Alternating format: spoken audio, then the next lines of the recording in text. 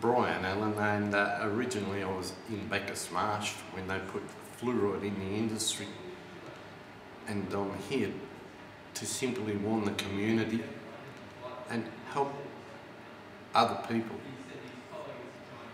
understand what is going on around them.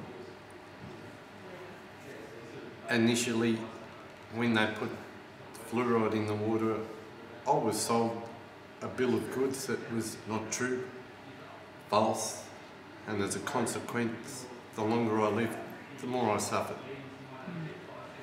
I developed all sorts of heinous diseases, bone density problems, thyroid problems, liver, kidney damage, diabetes, without proper diagnosis and without proper treatment. I found that it was a waste of time going to the medical profession for help. Why do you think that is? They have an ageing population problem, and I do believe that that is their answer to an ageing population problem. It's no way to treat people. The community is suffering as a whole. I only have to walk around the Cryo village and have a good look. These people that are obese, they're battling. It's like the wounded army. And I'd say there's a big percentage of people that are affected without being diagnosed properly, without being treated properly, and have no idea exactly what's expected of them. They'll die in pain, they'll die in agony. What do you think they're affected by? They're affected by fluoride pollution. That's in both water and air? Both water and the air, the state of the food chain, and then when they get a little ill, there's even more in your medical prescriptions. So you think people should actually do some research as to the compounds that are in their prescriptions, or do you think they should continue to trust the medical profession that they're going to give them the correct medication? The medical profession has completely betrayed us. I was on a list of medication this long, and I was not getting better, I was getting worse. As time's gone by, I've studied and I've learned to understand that my thyroid was affected and that my immune system had been compromised. I had to learn to eat healthy, and I've weaned myself off of all medication.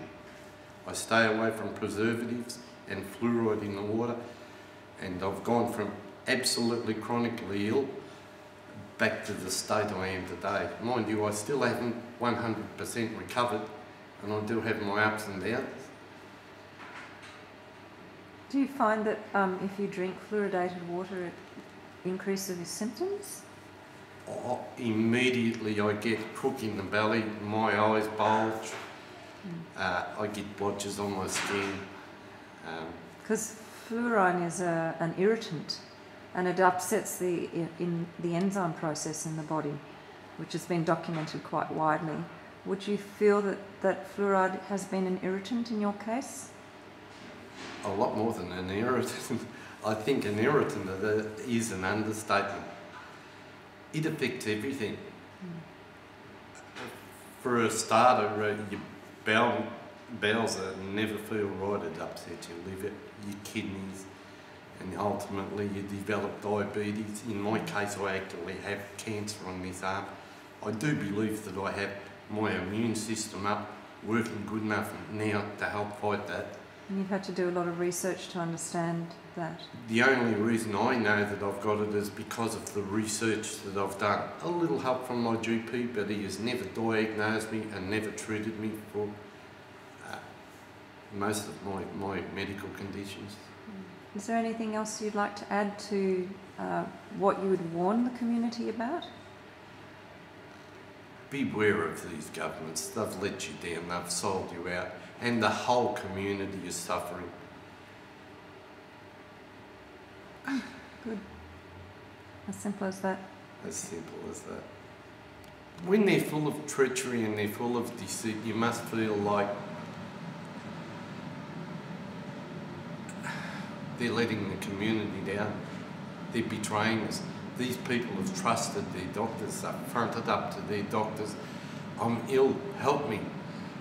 And they're given a script with even more of this stuff in, and it makes them more ill and more ill. And the pain, you've got no idea of the pain.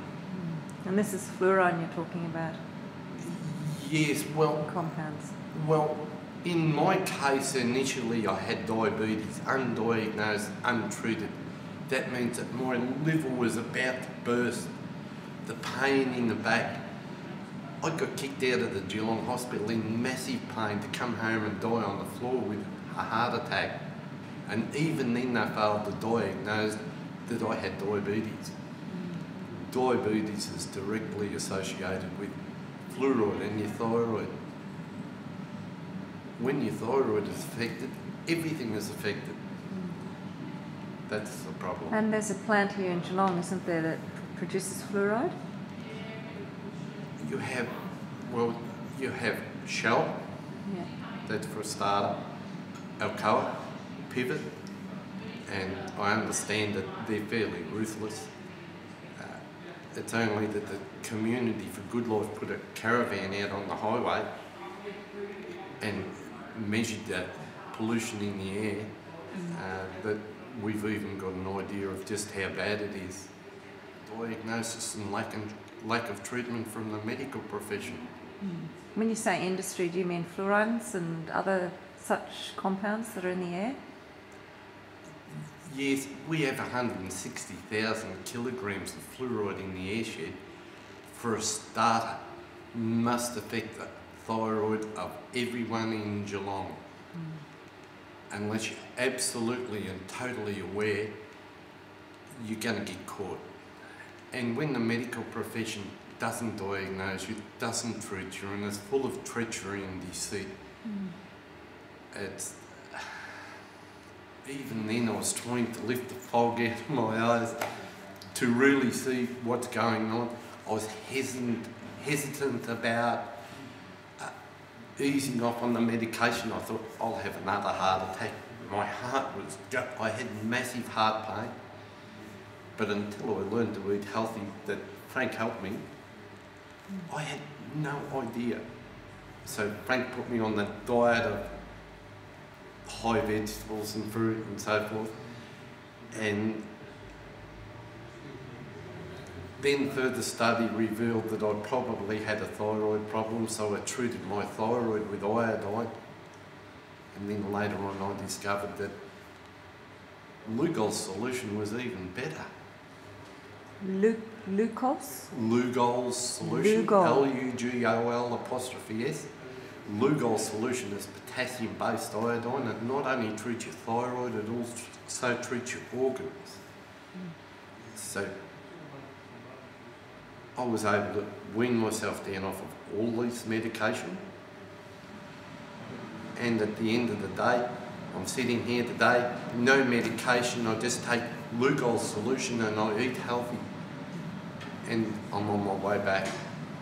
And a lot of that thanks goes to Frank. That's wonderful. That's very good. 62. You were living in Bacchus Marsh, where the area was fluoridated. Is that correct? That's correct, yeah.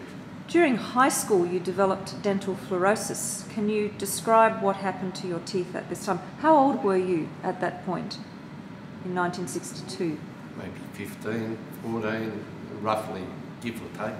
Okay, so you developed dental fluorosis. Can you describe what happened to your teeth at this time? They became mottly, and as time went by, they broke off.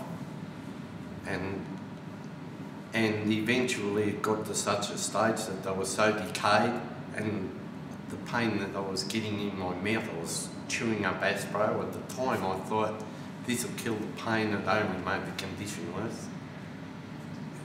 When I went to doctors, I was never diagnosed and never told the truth about what is causing this. And I started to suffer from depression. I was not told I was asthmatic, I was told I had other conditions. And as time went by, these conditions gradually became worse. I developed back pain at an early age. I was told that it's soft tissue damage. arthritis, all the junk under the sun, but never the truth. I probably today have some spurs in my back, and I was in immense pain from the spurs in my back.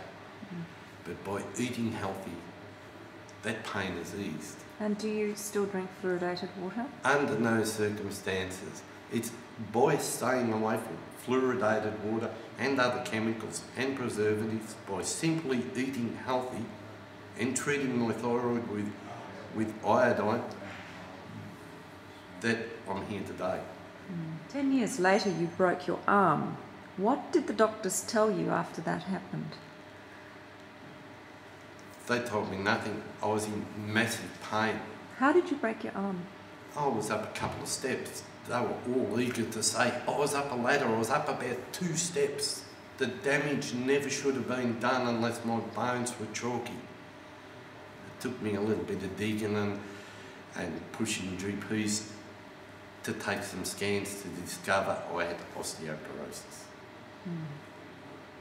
So what did the doctors actually tell you, though? Certainly wasn't the truth. So how long did it take for you to find out you had chalky bones? Well, when they broke was the first sign that I had osteoporosis.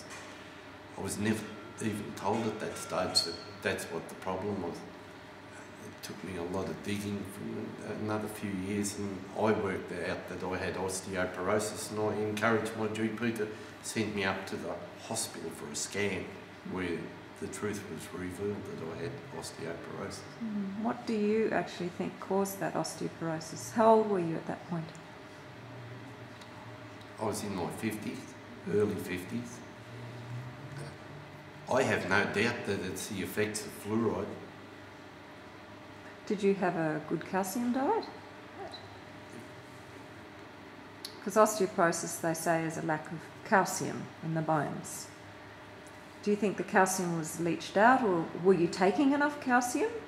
The calcium was definitely leached out. I had a reasonably good diet, but nowhere near good enough. With the diet that Frank put me on, I was conned. I believed that milk was good for you, high in calcium. It wasn't at all. That only made the condition worse. And under normal circumstances, away from fluoride, I probably would have been okay at this stage. That condition has rapidly developed and made worse by fluoride.